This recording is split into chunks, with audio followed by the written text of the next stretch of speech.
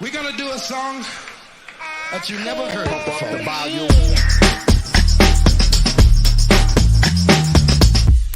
Here they come and get wicked.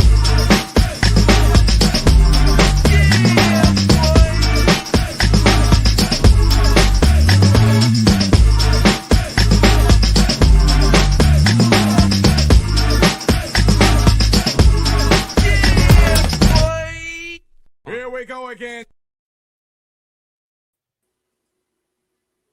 Ace Kennedy, my brother from another mother. What's happening? What's good, bro? Man, I am it's funny, man. I had a good week this week though, man. It was a short work week for me. And then on top of the short work week though, man, it is Landon is on his fall break. And so I've been trying to keep him busy. We've been running around. So I've been man, I had him at a trampoline park the other day. Went on out, spent some birthday money that he got, or at least tried anyway, though, man. Looking around the mall, got a chance to go hoop today, so that was real cool. That's the reason for the late start. Yeah. So yeah, man, been trying to keep my dude busy on this fall break, trying to figure out what this weekend gonna look like, though, man. What's good with you, bro? We'll get into it. Obviously, had some dope stuff that happened today, but it's gonna be my best thing that I've seen this week. So we'll get into it. But yeah, man, we got a lot to talk about. Hey, man, it's gonna be an interesting special guest we have today. So it's gonna be dope. Well, let's get that music going there one time, Pimp Juice. Yes, sir.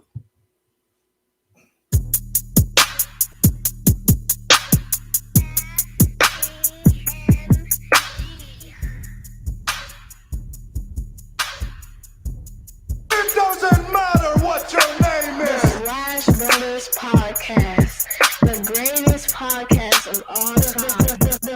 The Slash Brothers Podcast, the greatest podcast. Can you dig it, sucker?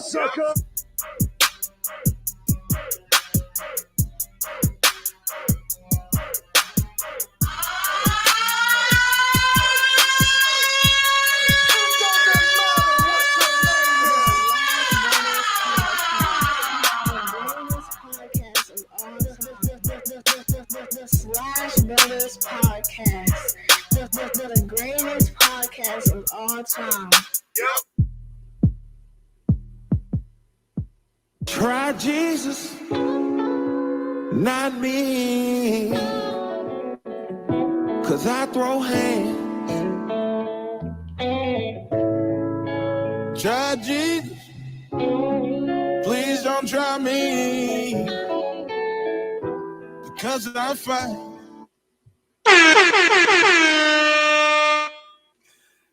Hey, Kennedy, it is Red River shootout week. I think that to a lot of people who aren't big college football fans or fans of the Big 12, I don't think that they quite understand the significance of this particular weekend, though, man. So I see you already looking ready.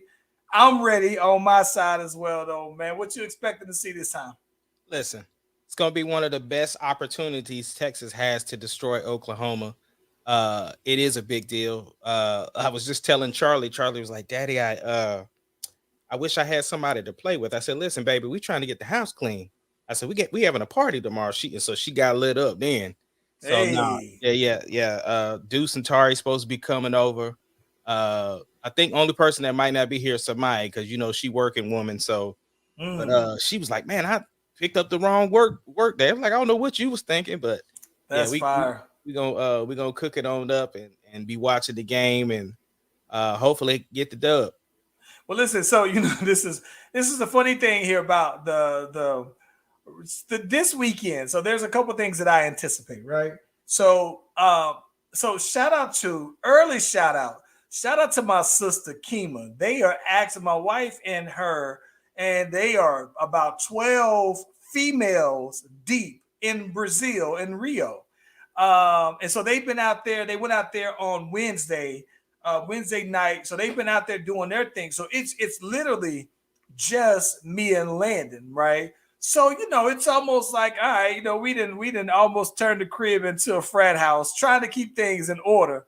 So of course, since since he's still out on fall break through Monday, it's not a rush really to do anything. He got a couple of things that he got to do, right? School wise that I want to help him out with, but not a rush. We ain't on nobody's time, right?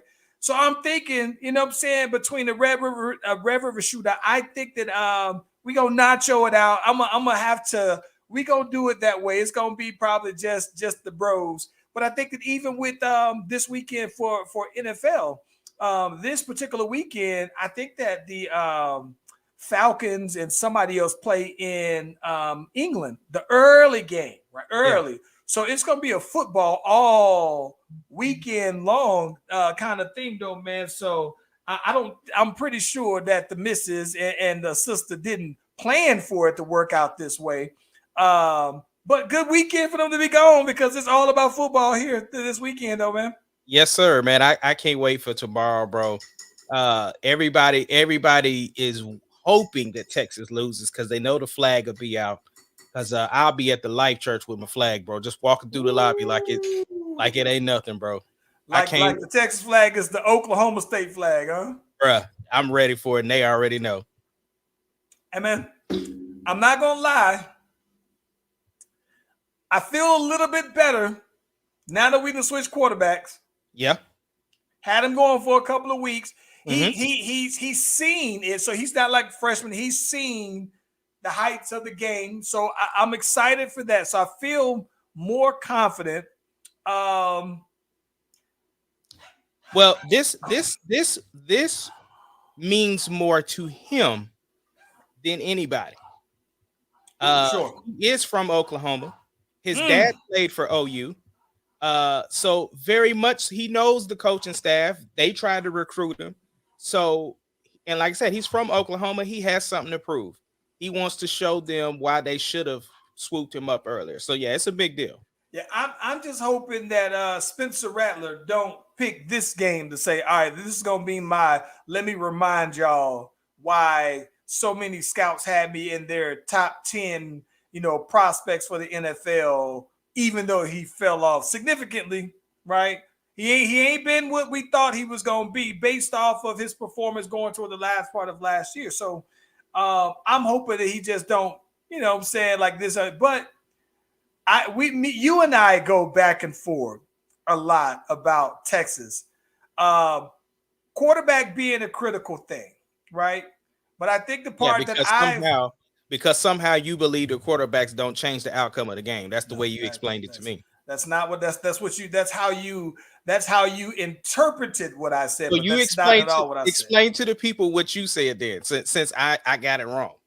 Okay. What I said is this. So quarterback is a big part because at the end of the day, you have to score more than the other team. That's like any sport. Which was my point. Right. But at the end of the day, your defense still has to try to stop the other team. Your defense has to do their part. And so when I look at the Texas game and I saw the loss to Arkansas, I didn't feel like, quarterbacks aside, right? He did give us a spark coming on in there. Although the game was over, I thought at the same time your defense can be that spark as well. And so I would have wanted to see our defense put a better effort than that, regardless of who's the defense. Who's the quarterback.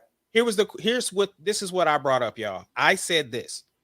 It doesn't matter how many times the defense can stop the other team if your offense cannot score. The quarterback that we had, Hudson Card, could not get any movement going with the ball. So it doesn't matter how many times our defense stops Arkansas or that lack thereof. It doesn't matter if we can't put up points because at the end of the day, like you said, the whole point of the game is to outscore the opponent. If you can't score, you can't outscore them. Here's my point. My whole point to you is this. Arkansas, and this may be neither here nor there, but that same Arkansas team went out and got the doors blown off of them and against Georgia. And here's the thing. It wasn't so much that, Georgia was moving the ball, right? Their quarterback was doing their thing. But here's the biggest difference, though, right? Arkansas's defense didn't play the same way that same defense played against Texas because yeah, like you said, the quarterback wasn't moving the ball, but that has something to do with the defense. That same defense didn't do that against Georgia, and while Georgia's offense was moving the ball, it just made it look that much worse. See, So Charles, this is how I know you didn't watch the first Texas game when they won. I did watch it. So based upon what you saw during the first game where they won, you thought Hudson Card was the quarterback for the team? No, I did not think he was it. Okay, so the only point I made, right, was that if Casey Thompson had been the quarterback when they played Arkansas, the outcome would have been different. That's what I'm saying. Because the whole reason why Hudson Card was sitting on the bench now is because he could not produce. Even when they won, we struggled to get them 38 points. We struggled. And I get that though, Ace, but what I'm trying to tell you is that if Texas's defense would have played the exact same way with Casey Thompson, I don't think that we would have won the game. So you don't think that Casey Thompson would have been able to put, so when we scored 70 on A&M because of Case, Texas Tech. So was putting 70 up on them, that had nothing to do with Casey Thompson being able to move the ball. I think that it did. But here's the thing about it. It also tells me that Texas defense was able to at least keep Texas Tech's offense in check enough so that we can create that kind of margin of win. But the thing is, in the Big 12, and you know this classically, that defenses aren't that well. I get that. Somebody got to play. But that's my thing. I understand. Somebody has to play lick a defense. Right, but here's the thing, though. The other part of the Big 12 is we score more points than the defense because of the fact, like, we put up a lot of points, we just can't stop nobody. That's been the moniker for the Big 12. Here's my fear, though. My fear, right? My fear is that we going into the SEC and you can't do that. I understand that, but this is also the first year with the new head coach, and we finally got the quarterback in place to handle business. Anyway, I'm not gonna let Sark get off like that, bro. I ain't letting Sark get off either. I'm just saying he made the adjustment. I have to give him that credit. Sark can impress me if he win this game. Then I'll be impressed with Sark, bro. Listen, all I know is I have to give him credit for making the adjustment. That's the only thing I'm saying. I am not giving this dude a pass. Everybody knows that I was not looking forward to this hire, but at the same time, he's here. I'm going to be supportive of the coach that's there, and I'm going to need him. He made the adjustment, so I have to give him that. But look, with all that said, bro, I know we're excited about the game, but we got to bring in our special guest. Like we said, for October, we are doing the artist series where we are interviewing artists so that people can get to know these people are putting their blood, sweat, and tears inside these projects, and we want people to have the opportunity to know more about them. And so without further ado, we are going to bring in our special guest. Ladies and gentlemen, please show your love for Charlie Venus.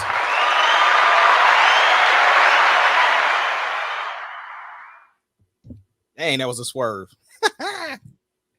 What's going on, Melvin the Super Soldier? Yes, sir. Yeah. So Charlie, what's happening? So how did you first get involved into music? Golly, bro. So here's the funny thing about music is that, you talk about influences of music, right? So I've always been a music connoisseur of all different kinds, right? I've been for a long time big in the gospel. I come from a family. Mom played gospel music very heavily. Mom's also played that 80s baby face, right? And then for me, I think that my interest in music started to expand more probably around like that New Jack Swing era is when I was like, yo, the sound was incredible. At the time I was just getting more into hip hop. And so I think that that blend of R&B with hip hop drums was everything. I think that how I actually started to get into it, man, I think I started writing raps when I was probably about 14. You know what I'm saying? Like as far as just writing raps for a song, no beats at all. No original beats, just writing raps though, man. But just the writing part of it, probably about 14. So there's a lot of people who end up, doing music, or not necessarily doing music, but they write and they just write and write, but they never put projects out or put projects together. What made you decide to say, listen, I'm ready to share what I'm doing with the world? So, to be quite honest with you, man, I think that man, I had gotten pretty close, like a lot of people, man, to stopping. I think that for me, one of the things that really changed, what really changed music for me was the minute that I got my own equipment, right? Because for the longest time, one of the issues that I had was that I didn't have the production, right? So it was hard. Like at the time, things weren't so digital. This was right around, early 2000s, maybe around this when things started to get a little bit more digital, less expensive as well. And so one of the things that I had always had this issue with was finding beats for the flows, right? And so the minute that I started to buy equipment, my little drum pad, my little keyboard, and all this stuff, and start to really get into, and I credit you for this for showing me how to get a blueprint to make beats and everything, man. And so once I got to that point, though, man, I was like, yeah, the minute that I started investing in myself is when I really started to take music serious. Unfortunately for me, it came later, and later in my 20s, right? But even then, I was pretty close to stopping, though, man. I think that for me, I looked at it because, you and I, we talk all the time that, music and it being for hip hop, especially, while some of the best people are, to me, the ones that I like are older rappers. I mean, it's typically a young man's game to see who's the hottest, the absolute hottest. And so you didn't see at the time when I was in my teens and early 20s, some 30 something year. Jay-Z was the only 30 something year old rapper that was still out there, that was still doing his thing and was killing it. And now you look around and you see the Rick Rosses, you see the 2 Chainz, and you see all these people, Kanye's. And so it's like, all right, you know what? They still are hot. But what pushed me to go that much further is when I had my son, bro, because I never wanted my son to, I wanted to be able to tell my son completely honest, to like, do your all, right? Do everything you can. If you have this goal and your dream, do everything you can to pursue it at whatever it costs, whatever it takes to do it though, man. So when I had him, that was my extra motivation, because I mean, prior to that, I had planned, like if I wasn't on my 30, that I was going to be the behind the scene guy, right? So, yeah, man, that was it. Let's bring in that's a good question, though, man. Great question. Have you? I think you meant, have you ever wrote a song or a rhyme with someone in mind that would take it and go off it all the time?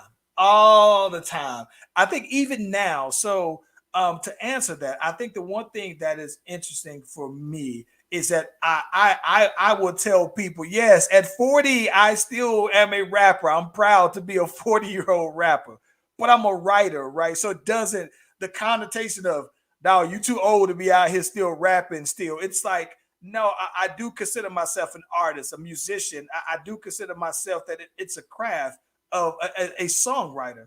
And so even now, I write songs all the time. And even with for you are my A1 client, right? But I think that for the most part, though, I do write songs where I say, oh, you know what, man?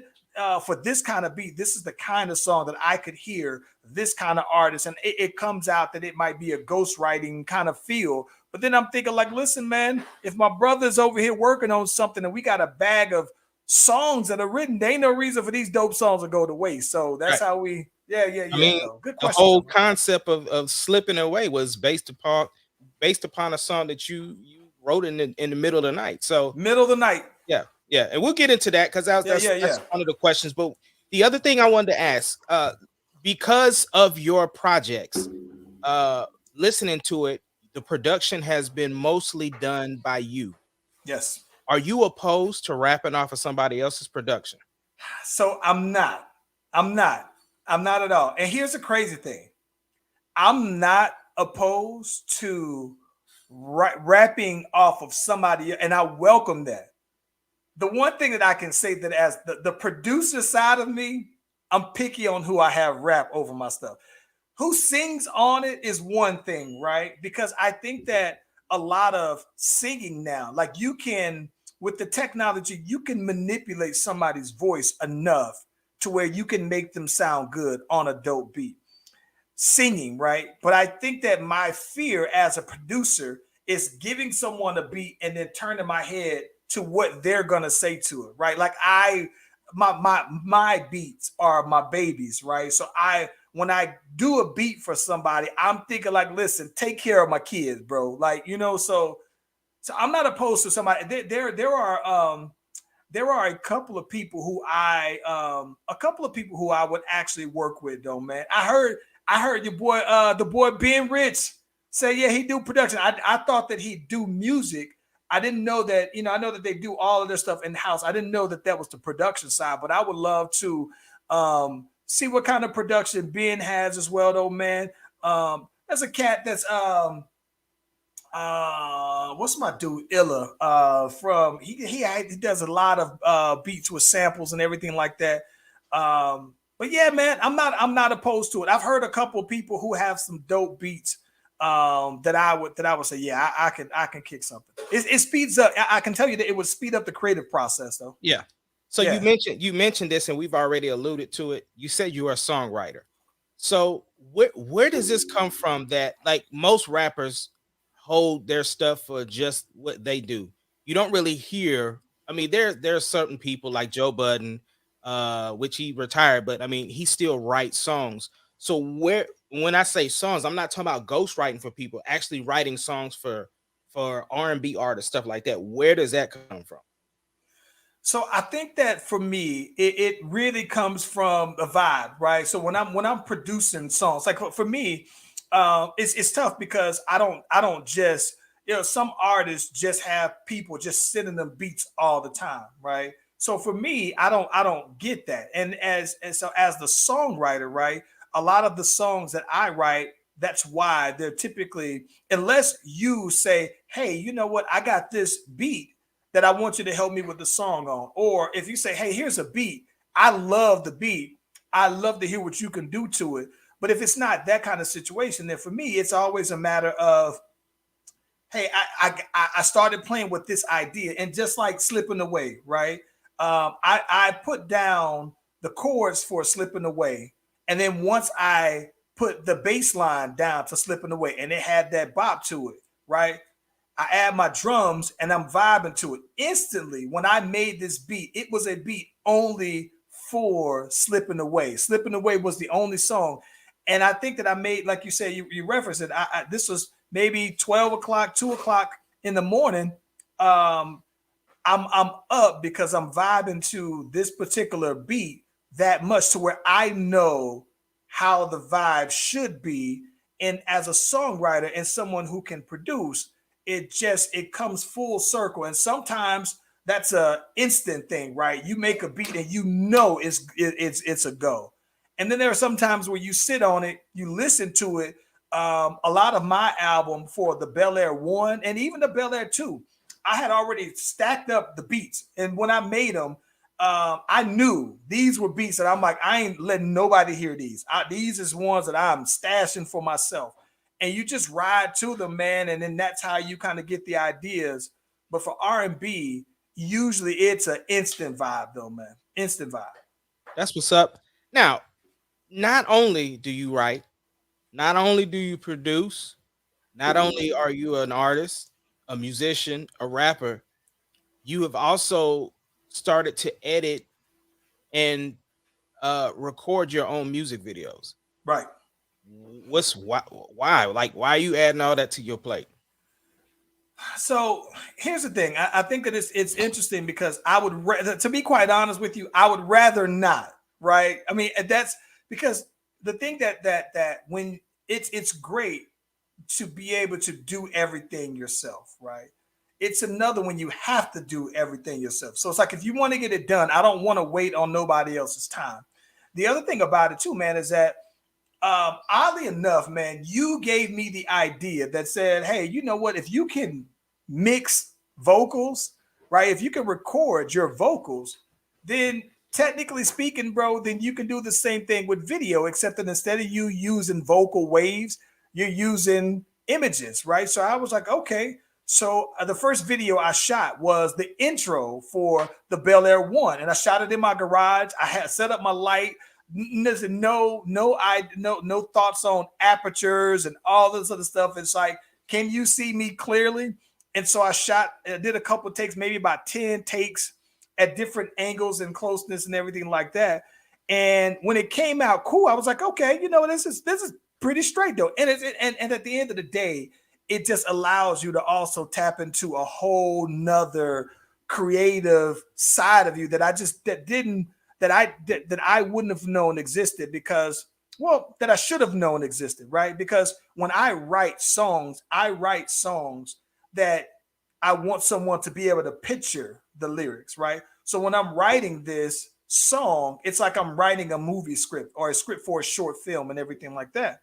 And so now that I've, learned to shoot videos and edit the videos, then it's like now I'm full circle, right? Because I didn't, produce the beat, so I got production. I wrote this song that I think is great. And then it's like tying that visual together based off of an idea that you have from the lyrics. Yeah, it's one of those things that to me, it brings it full circle on the creative element though, man. Yeah, and I like that. So when I came out to Atlanta, was the first time that you incorporated storyline into video when we shot Not Perfect. Yeah. And so that was a whole different experience because I'm with the theatrics and you were with the performance. And so to now combine that, and then of course we shot Slipping Away. I love performance videos, man. Like I absolutely love I love the idea of the energy, like because I get the storytelling piece of it, right, and the storyboards, but I love the raw energy that comes with you doing a performance, right? Because it's almost like saying that I want you to see how I feel about this, right? So if you're rapping, and it's always one of those things I think is funny because you see a lot of the young boys video and you see they throwing the fingers up for these things and they doing all the guns and to some people I think that it looks tacky, it looks like thuggish and everything like that, but when I see it I appreciate it differently because it's like I can understand when you wrote a song and you talking about shooting somebody and you're acting it out in your stuff. Like I understand that you feel those lyrics that much that you want to show it in there. So, but I do love performance videos though, man. So let me ask you this. You get one artist that's established to put on one of your tracks. Who you getting? I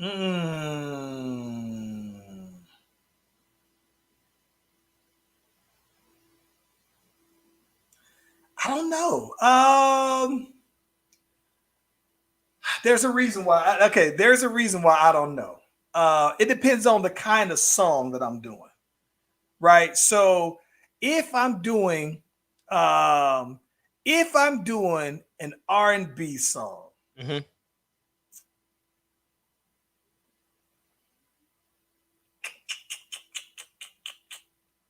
damn, that's a good question. If I'm doing an R&B song, I'm gonna break it down. If I'm doing an R&B song and I'm getting a female, I would do a song with Beyonce, bro. Of course, I'm gonna say Beyonce, bro. What do you mean? I'm gonna say Beyonce. Yes, I'm gonna say Beyonce. Here's the thing about it, though. So if I'm doing a song with a female R&B artist, it would be Beyonce. If it's not Beyonce, bro, there's this girl, who is it? Zia. She was with Tyler the Creators, them crew that they have, and she's the girl who got the low cut.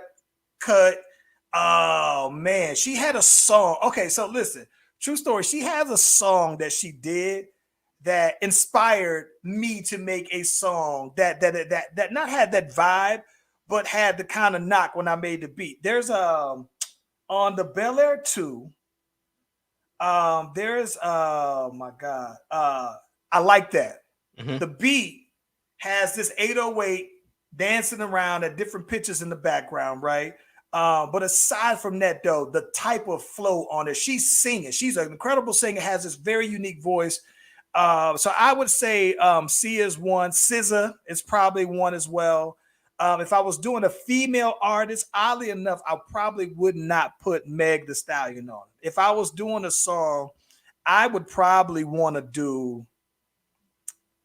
I would probably say I would do a song and have Rhapsody on it. I figured you would say that. Yeah, Rhapsody, or depending on the song, I would get Tierra Whack on the song. I've been listening to her recently, and I love her style. And plus, I know what Meg Thee Stallion is gonna say on the song. And unfortunately, I haven't tapped into that straight club, do the ratchet kind of. I haven't tapped into that for my albums, right?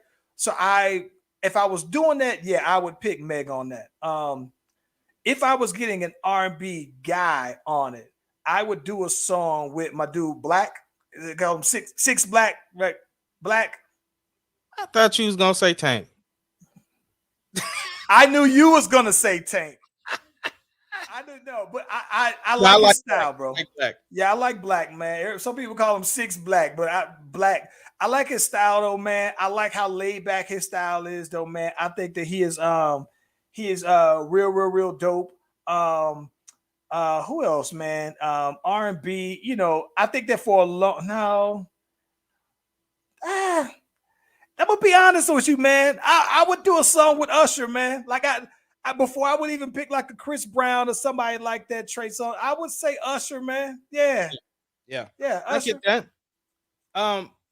So is there any performances in your future? Because I mean, you're doing all of this stuff. Man. I'm wishing. I put out the Bel Air 2, and then immediately after the Bel Air 2, COVID happens, right? Mm-hmm. And while I'm streaming and I'm doing my numbers and everything like that, there just wasn't, by the time my album was kind of really doing this thing, it's like COVID happens and it shuts down the performance venues. And so I got to be completely honest with you, man. It's like I haven't really found very many places in Atlanta for you to just do open mics or just sign up or do whatever. I haven't found any yet, though, man. But Doc, I'm gonna be honest with you, man. There are songs that I would love to perform live. I have all of my songs in particular, but there are 3 songs in particular that I would love to perform live, though, bro. Yeah. So I don't know if you're gonna give me an answer to this, but I definitely have to ask it. Now, I know that the Bel Air 3 is complete-ish. Complete-ish. When you gonna drop it? So that's a good question, dude. I like to have summer albums because I think that my albums are lively enough to where I wanted to have mine usually have summertime vibes. Here's the reason why I have some delays on this, right? The reason for the delays on this is that all of the R&B people just disappeared or don't have access to record. So the Bel Air 3, which so I think I have a title for the Bel Air 3. But everybody, you're the only person, Brittany Rowe now also, are the only people who I know that I can give them something and possibly get it back in a reasonable timeline. And so I want this particular album to have a very R&B female chick songy kind of feel, right? And the problem that I've had with it is that while I have songs and beats where I'm rapping and this, that, I want to have some features that have that feel to it. And it's just, I haven't been able to lock down the features that I really want. So I think, to be honest with you, man, I'm probably about 3 to 4 songs away that I would like to have R&B features on that I'm missing, right? I need to have that. So that's why when we was on with Being Rich, I had the idea, man. I said, "Hey, yo, let's get it popping, bro." Yes. So, All right. and What's up? Brittany Rose, the homie, and I still haven't heard back from her on the song that I wanted her to do. So there you go. Y'all stalling me out, man. So Brittany Rose is the delay for the Bel Air 2. I mean, excuse me, the Bel Air 3.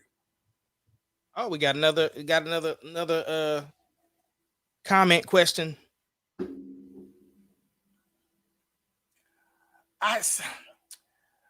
So listen, I'm gonna be honest with you. I'm that is a good question. I don't think my level is very high. Let me just tell you that. Maybe I'm setting up. Maybe it sounds high. I'm confident in my material, right? But I do that. Listen, I am dedicated, and I'm not. And that's the thing I can tell somebody that that when it comes to music, whatever I have to give to whatever project I'm doing, I max it out. And so I think that that's the one thing that I would give the advice. Whatever you can give it and give it that max. So if you say, "Hey, I'm dedicated to this particular song," like for me, I do a lot, right? And not just that do a lot. I literally my day to day is packed. So I got the Bel Air, right? I'm actually working on the Bel Air, my car, right? And I do a lot of stuff myself. I'm very involved with my son. I'm very involved with my family, man. I'm in my basketball league. I'm very active, and so even then, I don't always have a lot of time, right? But when I do, I go hard. So like you know, and I have I might send you beats at 2 o'clock in the morning because right then and there I'm locked in. So that's the only thing I guess I can say, man, is that when you are going, go all in for it, though, man. That's my biggest advice, I would say. Now, on our artist preview for the month of October, one of the final questions that we seem to ask is, where do you see yourself in 5 years musically? I am. Listen, 5 years they're gonna be getting these bars still. Now, they're gonna be getting these bars still. No, listen, it's funny because I would much rather, right? To be quite honest, ideally, bro, I would rather have me a young dude that I can just say, you know what? Let me just be the Diddy of this thing, right? You might hear some music. That's why I laughed when I heard the homie Ben Rich say the same thing. And maybe it was YO, right? No, it was Ben.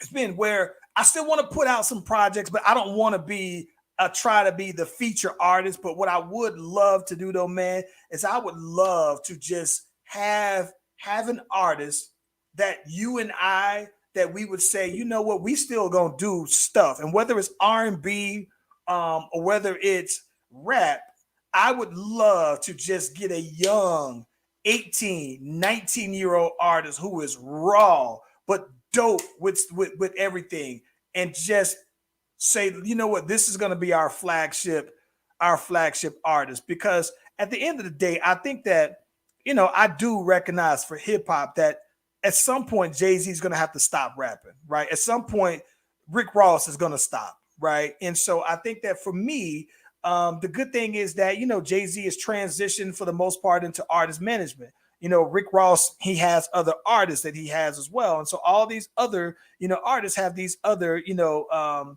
avenues and things that they're doing. So for me, I would still love to still be doing music, but ideally though, bro, I would love to just say, listen, this is the dude who I'm putting everything into, and I would still put out projects. But this is the primary focus, and that's why I would like to do. I would love to feel like I am helping someone else build up and learn from the little bit of things that I've learned, good and bad, though. Yeah, I get that. I don't know, man. I'm so selfish. I'm still gonna be doing music, bro. I still feel like I got it, bro. They still gonna get these bars though, bro. But I'm just saying, it's just, you know, I think the thing about it though, man, I'm lucky. I don't have a lot of gray in my beard yet. I'm getting more and more, but at the same time, you ain't seeing the gray beard league at the BT Hip Hop Awards. Like it's all I don't know, man. It's tough. It's tough because at some point, though, man, just like in basketball and in other sports as well, man, Father Time is undefeated, except for Tom Brady. He lost that once. I guess Father Time is like 1,000,001, basically. But Now I get that, but I think for me, I still feel like I'm making some of my best music.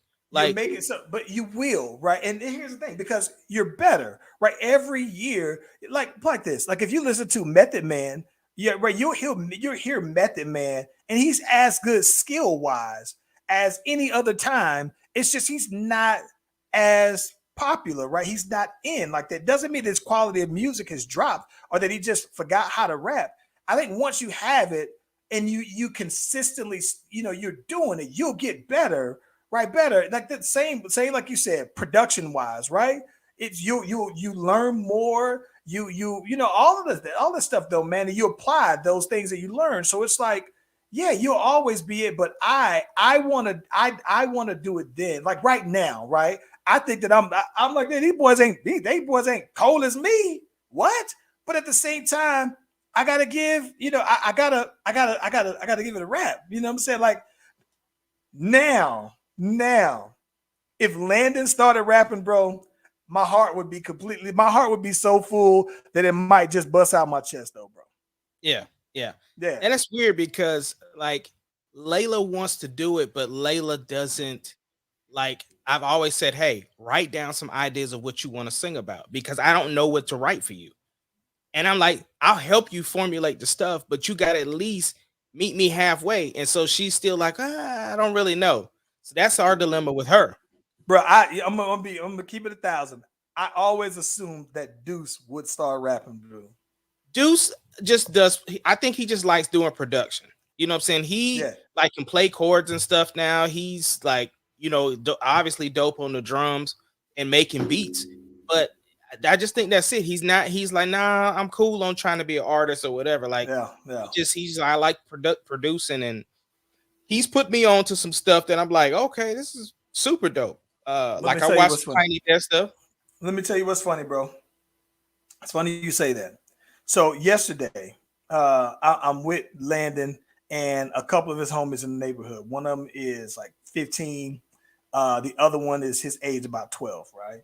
So we riding back from the spot, and it was like, can you play some music and everything like that? So I was just like, yeah, you know what? Here, how about y'all? Y'all got the ox? What y'all play something? We'll pass it around and everything like that.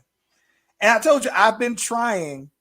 After the last episode, I said I'm gonna give these new news a new shot based off of Lil Durk's all-time list. Yeah, Ace Kennedy. I can't. I'm gonna keep trying. But I can't commit to saying, okay, I like these dudes, because it literally seems like if they aren't rapping to the same beat, that the same guy raps to the same kind of beat, right? So it's like, that's the one thing that I can appreciate about like Cole and some of the people that I like, is that all of their beats don't sound the same. Like I'm talking about, I literally, like they put all of them past the ox around 2-3 times a piece, and it sounded like they all played the same person. And I was like, I couldn't tell that much. The only person I knew the difference in their voice was somebody played Young Thug, but somebody played like Polo G song, somebody played like a Lil TJ song, so somebody played something else. I'm like, okay, they all sound the same. Like it's very much the same. And then not just that they're all rapping to the same style of beat. And I was just like, nah, I'm trying to give it a go. I'm gonna give it an earnest attempt, but I don't think that it's for me. I get it. I 100% get it. We was watching Wildin' Out last night, and I don't remember who the artist was, but the song came on, and everybody, even Samaya, she was like, yeah, he can't rap. I'm telling you right now, he can't rap. And his song came on, or even the Wild Style, and he started it out, and it was just like, it ain't it, bro. No, like I said, this is the thing about it. I'm okay with the content, because a lot of these dudes, they young boys, they talking about young wild stuff. And I remember, being in elementary school and hearing NWA and them talking real slick. They was talking real spicy. And I remember when we got to middle school and hearing like Wu-Tang and talking about some of the same things.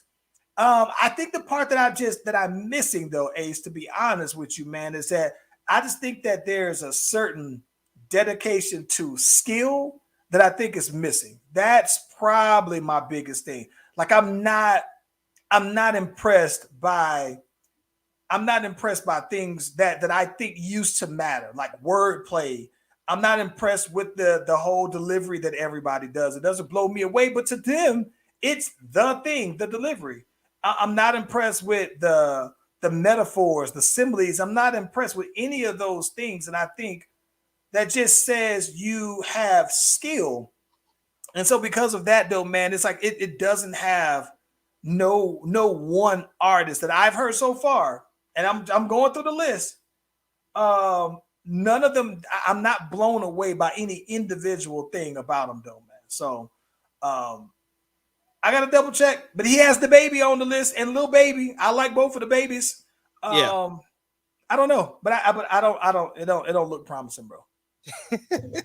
Don't. Well, look, man, we appreciate your time, my brother, and shout out to you and The Bel Air 2 live from 1999 is on all streaming platforms. And real quick, shout out to my girl Vanessa, who was on the skit on one of the headquarters voicemail. Shout out to you for jumping on that. Shout out to my brother Mailbox, who was on that skit as well, though, man. And shout out to my brother Randy, who owned that as well, though, man. It was incredible, and that's one of the funniest things that I had in my head for that project. And it's dope, man. But listen, I haven't heard anything that I thought was better. What? I said it. I cannot believe that dude stole my shirt, bro. Oh my God. Hey, listen, man, let's jump into a couple other things, though, man, before we get on out of here, bro. Yeah, absolutely. Listen, I saw the Dave Chapelle, the closer. Oh, you saw it. I saw it. Saw the What you closer. think? Loved it. I Loved love it. There is one thing I didn't like, Okay. but overall, I still loved it and where it fit in the trilogy, right? What didn't you love about it? What I loved about it, right, was I love the variety, right, of topics. But then not that I disagree or agree with what he said about the trans community, right? I respect his views, perspective and everything like that. And what he said, I thought he has a lot of valid points on it. I wish he wouldn't have gone so long. Like I remember you said he could have went another 30 minutes. Well, if he had gone another 30 minutes about something else, I would have been cool. But that's the only thing I think I maybe it took that long to make sure that he emptied the full clip on what he had to say, which is fine. Mm-hmm. But I'm nitpicking when I say that. I guess I just would have loved to see on that last maybe 20 minutes, like if he would have did half of that dedicated to that and maybe another 10 on something else, then I would have really, but I loved it. Everything about it though, man. Well, I think it was a masterclass. And I also think that I enjoyed the amount of time that he dedicated, because the thing is that it was a trilogy. This wasn't like a one-off, right? So everything that happened in the closer was exactly that. It was closing out this particular trilogy, and all of the jokes were stemmed from stuff like, that's when I say masterclass. He starts something off and then we're referencing at the end. And so I thought that's what this was. If you just watched it, like, it's almost like watching any movie that's a trilogy. You know what I'm saying? You're gonna reference what happened in the beginning and the middle so that people can get. And so the thing was, because he said, number one, that listen, I am no longer going to talk about this subject. I'm going to do that. But then the last 10 minutes or so that he dedicated to his friend, I thought that was perfect, because he was showing, like, you guys are looking at this when I'm trying to show you this, but you're only focused on this. Because even I went on Twitter and, you know, Instagram and all of that, just to see the backlash and stuff like that, and people thinking that they're going to cancel him. Like, bro, stop. I don't see how you cancel Dave You Chappelle. can't. You can't. He owns everything. Not just that. Not just that. Right. I don't know how, unless the only way that Dave Chappelle's canceled is if he does some R. Kelly stuff, right? Right. But You'll never be able to cancel him for what he said. Right. But what I'm saying, you can't do that because he owns everything. This is what I mean, right? If Kevin Hart would have put out this special, Kevin Hart would have lost his Chase deal. He would have lost his Fab Fit deal. Fabletics. Yeah, Fabletics. He would have lost that deal. There would be a whole bunch of people, like there would be so many people stopping that, right? So the only notable person that I saw say something that has a little bit of weight is the showrunner for Dear White People. She's on Netflix and she's the showrunner. And she basically said she's done with Netflix because they allowed him to do it. But as far as Dave owning everything, he's not going out for any new projects. Everything he's doing, he breeds it. So, and the thing is, Dave Chappelle has been in the game for how long? He has built-in fan base that we know what he's gonna say. Yeah. And we come from the school of letting comedians be comedians. That's we know the difference between a joke.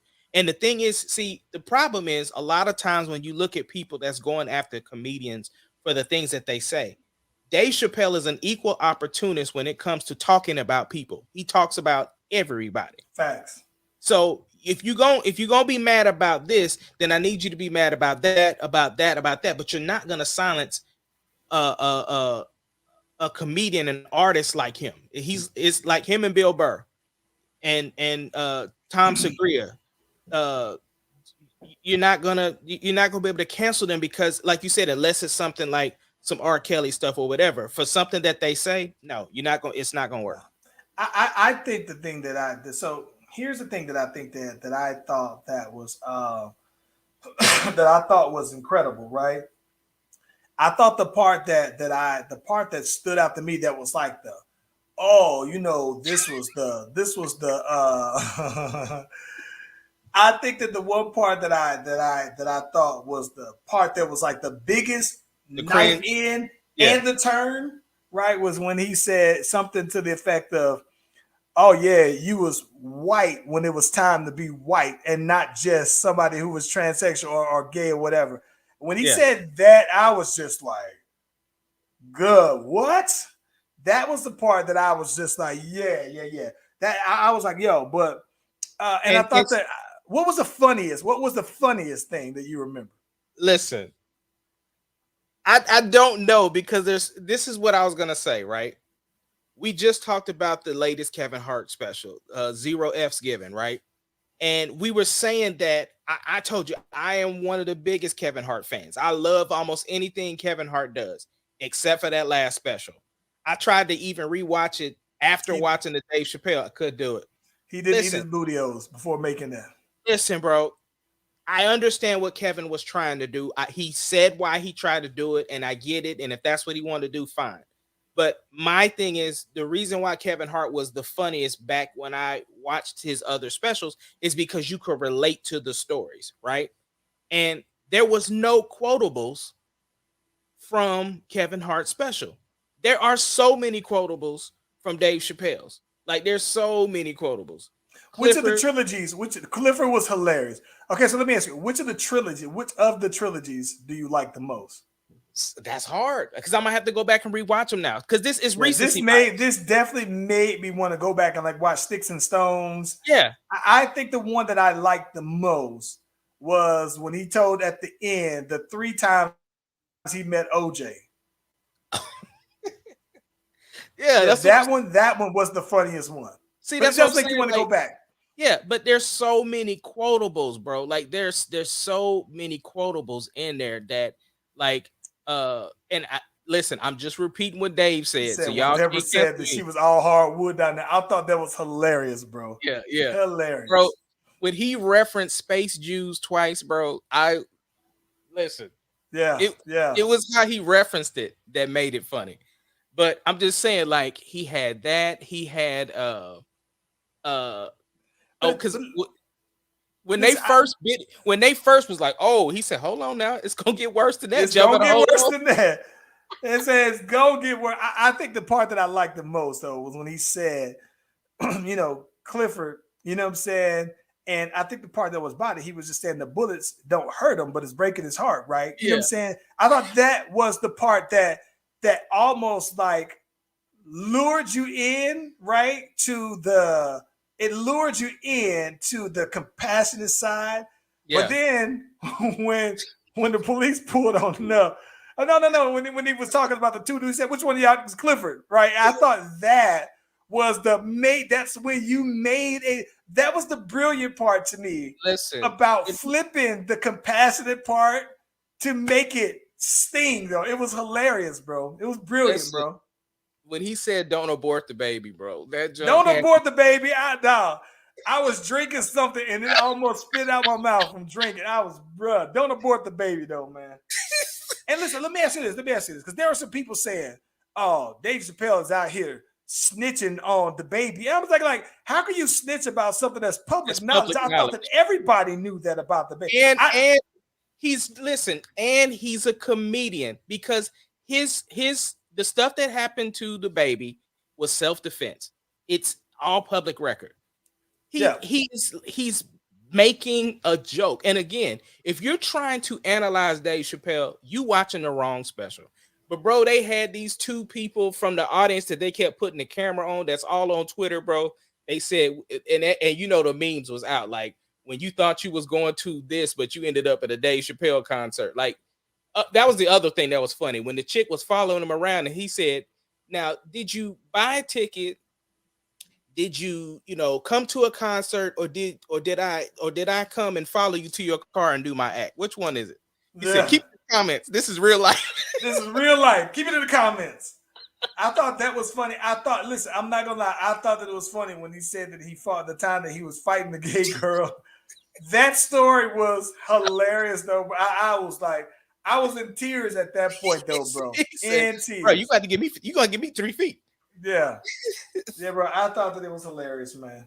Yeah, I loved it, bro. Incredible. And I'm sorry for, like I said, if by this point you don't know what Dave Chappelle's talking about, I'm sorry for you. Like he's a comedian. And listen, and like you said, it does make me want to go and watch the last ones. That, unlike the Kevin Hart, the last Kevin Hart one was so bad that it doesn't make me want to go laugh. It doesn't make me want to look at Laugh at My Pain again. I will watch them all day long. Laugh at My Pain was kind of Thought it was kind of. That's where he was talking about his dad, bro. No. Okay, Laugh at My Pain is the best one.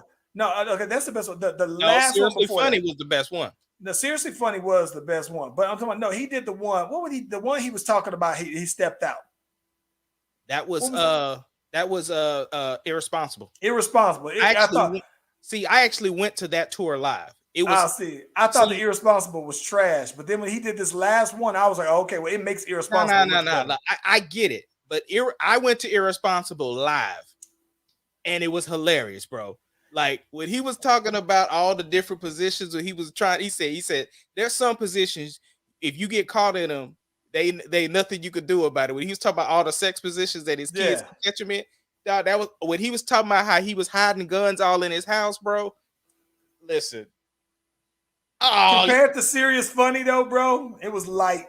Oh no, I thought it was good. I thought it was good, man. Like I said, going to it live and then watching it was interesting, because it's like, all right, I've seen these jokes before, but I want to see his delivery versus when he was in Oklahoma City versus when he was in London where he filmed it. Yeah. But even still, like I said, because of that, because I'm such a fan, then I give him a pass for no F's given. He just that one don't even exist to me. Booty, bro. I mean, it was straight. He didn't eat no booty-os before making that. There was only one thing in there that was funny when he was talking about old girl with the Pam, or the chick that who probably gave him corona. They were saying it was his wife's friend. And that was the only part that was funny to me. Other, like, I literally the bop was the worst. The bop was the worst. Listen, it was the worst. It was the worst main punchline I've ever seen.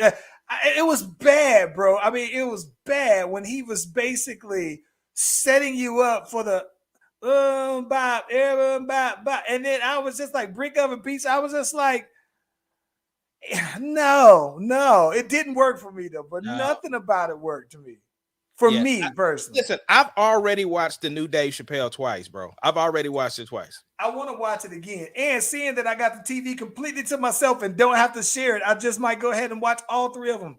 Back to back to back if I need to. Three-peat.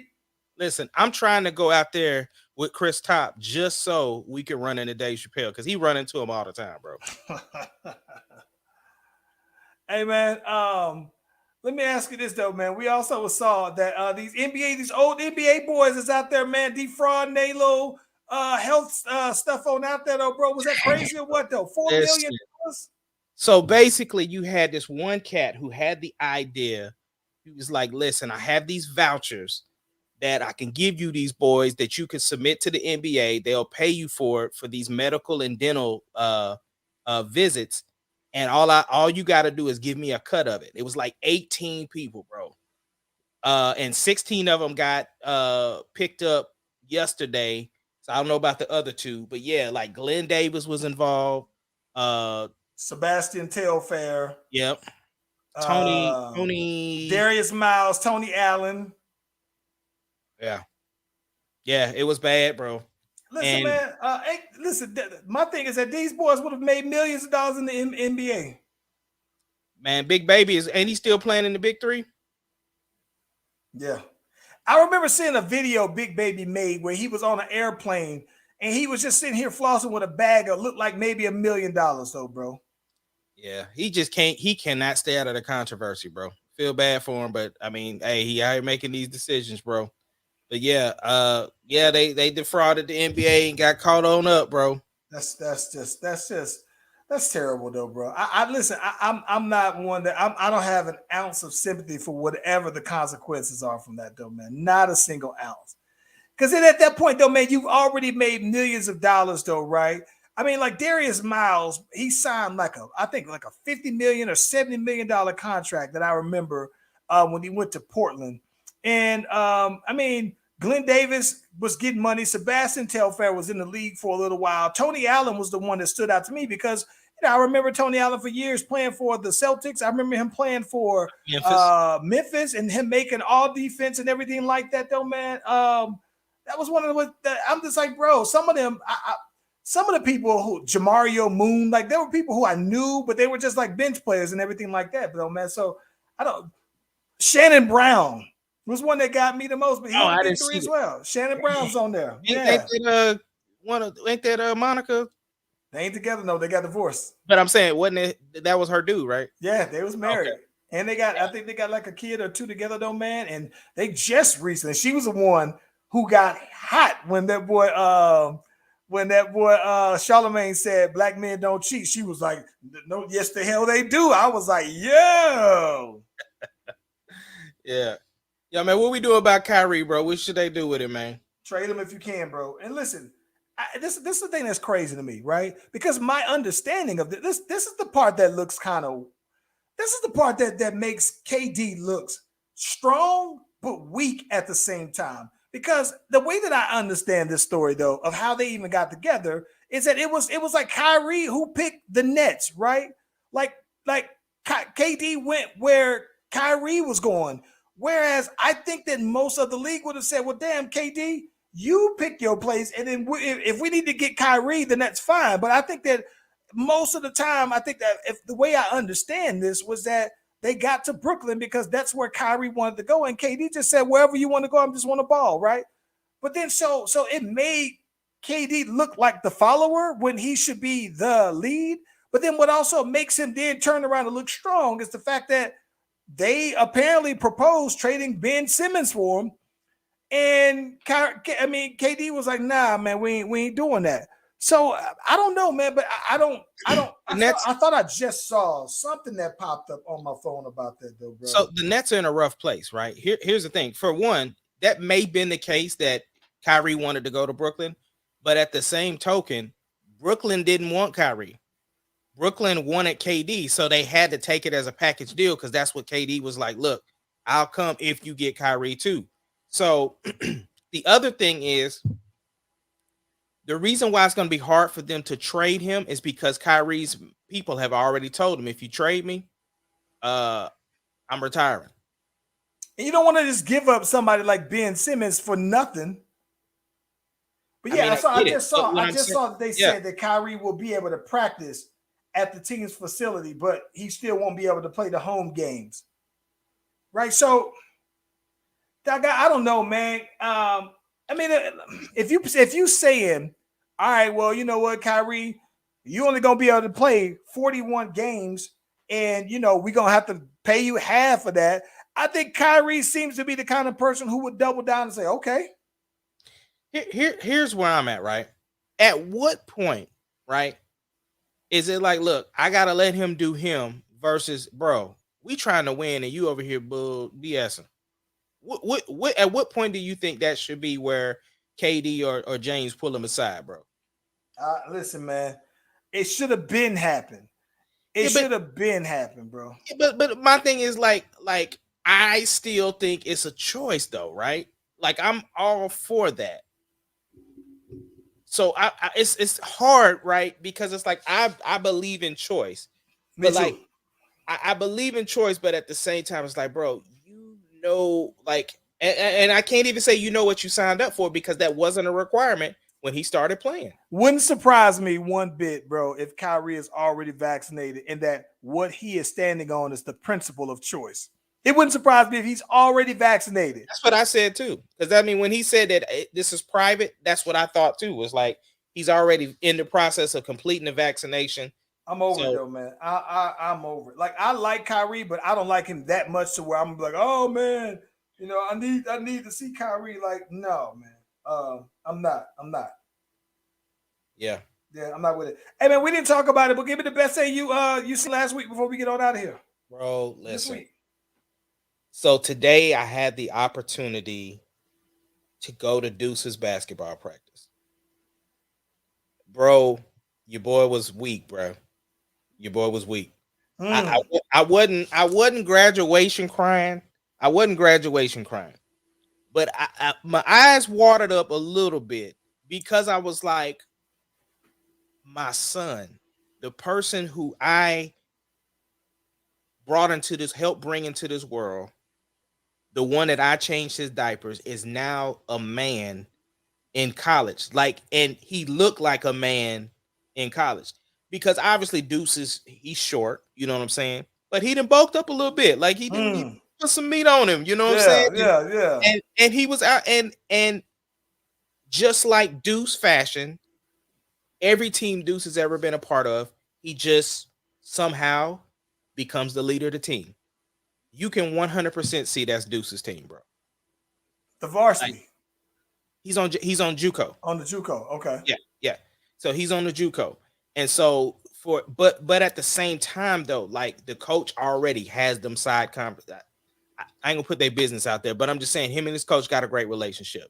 You can just tell he is really in the mindset of like he's focused. Like, I'll take him driving and stuff like that, and he'll be like, all right, I got to get back because I got some reports to do. Like, Deuce is so responsible, bro. And it's just to see, like I said, to get the opportunity. And I didn't say anything in practice. I didn't do, like, I just was out the way, tucked out.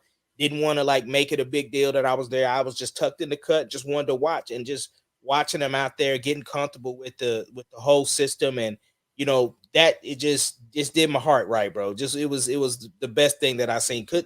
I was just super, super happy. Yeah, man. I think that for me, the weird part about it here, man, is this week has been so short and so fast. I haven't had real small thing. That's the best thing. So, of course, I told you it's Kima's birthday, so that's always big. But one thing that is funny, bro. So there's this company, World Vision, that I typically buy like the little things. So like the shirt that I wore in the video, right? Yeah. With the Jesus face on. It's kind of my alternative to buying God is Dope, because everybody seems to have God is Dope, material and everything like that, apparel. So I like this company because it still feels like a lot of people don't know about it, and they make real dope stuff. And not just that though, man, the shirts that they buy, the cuts are perfect for me. And it seemed like I was rocking with God is Dope years ago, and their shirt cut is just different now. It's more loose armed and everything like that. But this one still has the taper type arm and everything like that, though, bro. So this is one thing that was dope. They had I've been buying from them for so long. I'm on their little Text VIP list. So when they have something for the low, it's cool. So I wound up buying that. They had this shirt that was like, hey, you know what? We we just had this drop, and the shirt is $5, but you VIP, you get 30% off. So I was like, okay, well, bet. Let me see what's up. So I went ahead and looked at the shirt. It was cool. So I wound up buying 3 of the t-shirts. I bought one for everybody in the house, right? And the shirts go perfectly with Landon's Jordans that I got him. That was the primary reason. I wanted to buy the shirt for him, but I was like, you know what? This shirt's so cheap. Let me go ahead and get the same thing, right? So that was a thing that was cool. But what was the dope thing about this? Because like I said, I've been buying from them for a little while. And so they throw in a matching hoodie for this thing, a red hoodie, and the hoodie looked clean, and the hoodie matches his J's even more. They threw it in a size medium. So he was just like, who the hoodie for there, right? And so I was like, well, I might give it to your mom. So, man, he was like, oh, it kind of matches my shoes to the T, though, man. So I gave it to him, though, man. But that was pretty cool, though, man, that they just threw it in the bag, though, bro. I was like, bet, though. It's one of my favorite companies to support, though, bro, because, you know what I'm saying, they ship it to you fast. So, man, everything fits perfect. I've never had any issues with them, though, bro. But shout out to World Vision, man. That dope company, though. Small company out of Louisiana, too, man. That's what's up, man. That's what's up. Coming up next week is going to be an FTMG week for the music segment. Yes, sir. We got Brittany Rowe joining us live next week. We got the boy Rocky the Real joining us next week. So yeah, we're keeping it going with our music artist series. And so y'all look out for it next week. Hey man, what you got going on for the weekend? Hey, told you we partying it down tomorrow for this Texas OU. Yeah. So that's the big thing for me. Other than that, man, just chilling with the missus, still trying to get her back to feeling 100%. So hopefully we can get some answers next week. That would be dope. And yeah, that's about it. Yeah, man. I think that I'm definitely trying to make sure that I'm laid up watching that Texas OU game. I think that for me, the funny thing about it though, man, is that I got this weekend completely wide open. So I think I'm gonna be running around. I've already started my Christmas shopping, by the way, right? So today was my official start of doing my Christmas shopping, though, man. So I typically start early anyway. So I had some ideas for people that I wanted to get last month. So I'm like, yeah, let me go ahead and knock this on down. So I think that I might just slide on out. Oh, and let me tell you this real quick. So I got me and Landon. We might have to slide out to the little Fogo de Chao, though, man. It's a little Brazilian steakhouse, and it's one of those ones where you go out there and they bring out the fresh carve. They got the steaks and everything out there. They carve it on up, and it's the one where you have the card that's green on one side, red on the other side. So if your green card is out, they're gonna come over, try to give you some of the meats, and they got all these kind of venison sausages, deer, this, that, and the other. So until you stop it, right? So I was like, you know what, man, Landon, let's go ahead and get out here, man, and do some real man stuff and go out here. Now, mind you, I think it's gonna tear my stomach up because I haven't had beef like that in a hot minute. But I was just like, yo, let's go ahead and get down, though, man. So me and Landon might go for brunch, man, on Sunday over at Fogo de Chao, though, bro. So I'm looking forward to it, doing some real manly type stuff with my boy like that, man. Hey, ain't nothing but the two. Hey, since y'all boys is out, just the two of us, and I got a gift card there, though. So man, so I was like, yeah, I don't know when else I would ever use it again, but I was like, yeah, we might have to go on out here and break out into a meat sweat out here, man. Hey, nothing wrong with it, bro. Nothing wrong with it. Yeah, man. Hey, man, on that note, though, man, listen, if you haven't already, be sure to like and subscribe to the Slash Brothers YouTube and Facebook pages. Every episode, y'all know what I say. We live on both platforms, man. Ace Kennedy, can we get that music, sir?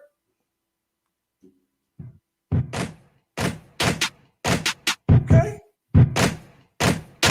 Is the radio edit version of it? Just got the shit. Okay.